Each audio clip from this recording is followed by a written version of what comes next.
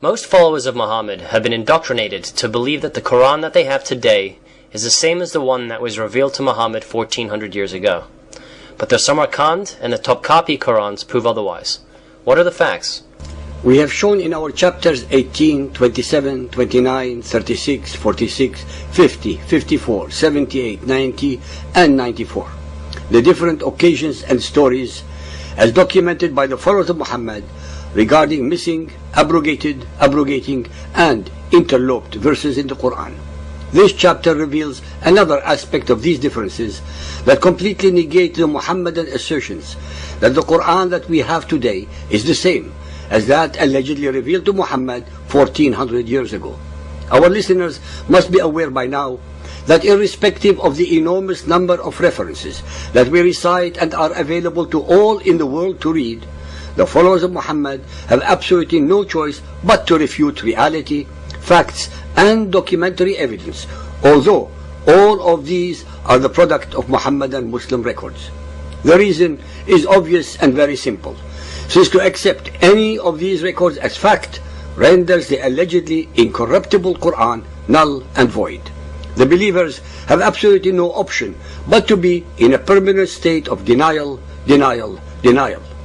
According to Muhammadan sources themselves, it is estimated that there were at the very beginning of Islam about 26 versions of the Quran that belonged to the different companions of Muhammad. They existed long before the Quran was put in a canonized version by Uthman, who destroyed all the others. Among the most important ones that were destroyed were written by several of Muhammad's very close companions: Ibn Mas'ud, Ubay bin Kalb, Ali bin Abi Talib, Al-Ash'ari, and Al-Aswad. When Uthman bin Affan canonized the Medinan Codex, he ordered all of them burnt. Among the oldest Qur'ans in existence today are Samarqand Codex in the Tashkent Library in Uzbekistan and the Topkapi Codex in the Topkapi Museum in Istanbul, Turkey. Both are written in the Kufic script without diacritical marks. There are some 1,700 textual differences between them and the current versions of the Quran.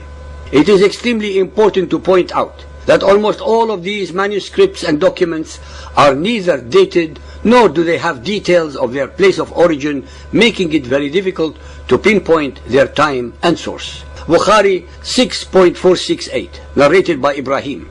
The companions of Abdullah bin Mas'ud came to Abi Darda. He asked them, "Who among you can recite the Quran as Abdullah recites it?" They replied, "All of us." He asked, "Who among you knows it by heart?" They pointed at Al-Qama. Then he asked Al-Qama, "How did you hear Abdullah bin Mas'ud reciting Surah Al-Layl, the night, number 92? Al-Qama recited, "By the male and the female." Abu ad-Darda said, "I testify that I heard the Prophet reciting it likewise, but these people want me to recite it as, and by him who created male and female. But by Allah, I will not follow them." The above hadith shows that the Muslims from different regions disagreed as to the way a particular verse should be read. Those who learned the Quran from Abdullah bin Mas'ud said Surah Al-Layl 92.1 as by the male and the female, while other Muslims said, and by him who created male and female. Thus the early Muslims had not all memorized the Quran the same way. We see this problem again in the following hadith. Bukhari 6.527, narrated by Ibn Abbas. Umar said, "Ubay was the best of us in the recitation of the Quran, yet we leave some of what he recites." Ubay said, "I have taken it from the mouth of Allah's apostle and will not leave for anything whatsoever." But Allah said, "None of your revelations do we abrogate or cause to be forgotten, but we substitute something better or similar." Al-Baqarah 2.106. This hadith clearly shows that the companions of Muhammad disagreed over which verses were abrogated or removed. Here we see that Ubay continued to recite the Quran with verses that the other companions considered to have been abrogated. It is obvious that Ubay refused to accept that these verses had been abrogated, for he says, "I have taken it from the mouth of Allah's apostle and will not leave for anything whatsoever." The hadith then quotes Surah Al-Baqarah 2.106 to explain that this was an example of abrogation. The result, however, was that the companions recited the Quran differently, for Ubay continued to recite the abrogated verses. The above two hadiths record how Mas'ud and Ubay recited the Quran differently to other Muslims. We have already been informed that these two men were recommended by Muhammad as men worthy to learn the Quran from. However, since their collections of the Qurans were not the same, this caused problems for the Muslims who learned the Quran from them. The Muslim scholar Labib said, records that the Syrians, we are told, contended with the Iraqis, the former following the reading of Ubay ibn Ka'b, the latter that of Abdullah bin Mas'ud, each accusing the other of unbelief. Some Muslim scholars like Labib Said and Ahmad von Denfer have claimed that the different collections of the Quran made by Ibn Mas'ud and Ubay and other companions were only intended for private use. However, the hadith quoted above show that the companion Ibn Mas'ud taught his version of the Quran to his students as did Ubay, and that in time these students were in conflict with each other. Muslim history and recent archaeological discoveries also support the conclusion that these collections were not for private use but for public use. We see how this problem was resolved in the next hadith, Bukhari 6.510, narrated by Anas bin Malik. Hudayfa bin al-Yaman came to Uthman at the time when the people of Sham and the people of Iraq were waging war to conquer Armenia and Azerbaijan. Hudayfa was afraid of them, the people of Sham and Iraq, differences in the recitation of the Quran.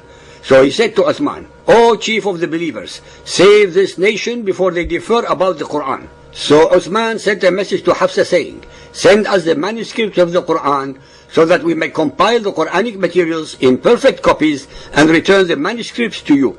Hafsa sent it to Uthman. Uthman then ordered Zayd bin Thabit, Abdullah ibn Zubair, Sa'id bin al-As, and Abdul Rahman bin Harith bin Hisham to rewrite the manuscript in perfect copies. They did so, and when they had written many copies, Uthman returned the original manuscript to Hafsa. Uthman sent to every Muslim province one copy of what they had copied and ordered that all the other Quranic materials, whether written in fragmentary manuscripts or whole copies, be burnt.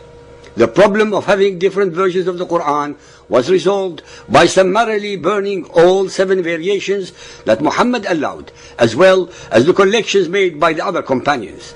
Thus, thenceforth, all oral and written traditions would have to conform to Uthman's standardized version of the Quran.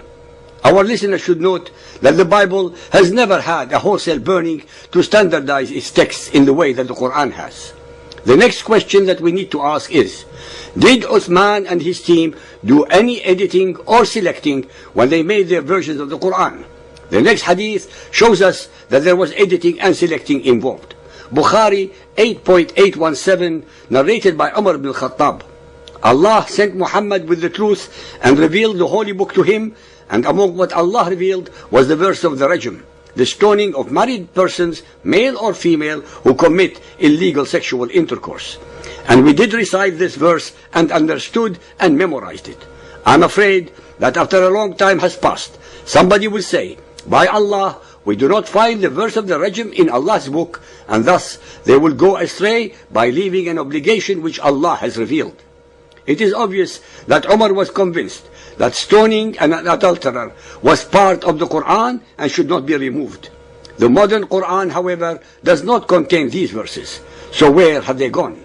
These verses must have been removed by those who were in charge of the text of the Quran.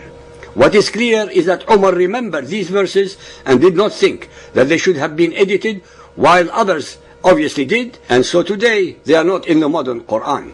In summation, Muhammad never finalized how the Quran was to be recited and allowed variations. There were real variations in the way the Quran was being memorized and recited after Muhammad's death, which caused serious problems. Uthman and a team of others did a major amount of editing to produce a standard text of the Quran. Then Uthman ordered all other Qur'ans to be burnt and his version to be made the only standard version of the Muslim world. Oral and written tradition now had to conform to Uthman's standard version. Some of the companions, like Ibn Mas'ud and Ali bin Abi Talib, were not happy with Uthman's actions and suffered for it. In conclusion, at the beginning of this article we considered the following claims: that the text of the Quran is entirely reliable, that it has been as it is, unaltered, unedited, not tampered with in any way since the time of its revelation, that the Quran was memorized by Muhammad and then dictated to his companions, and written down by scribes who cross-checked it during his lifetime.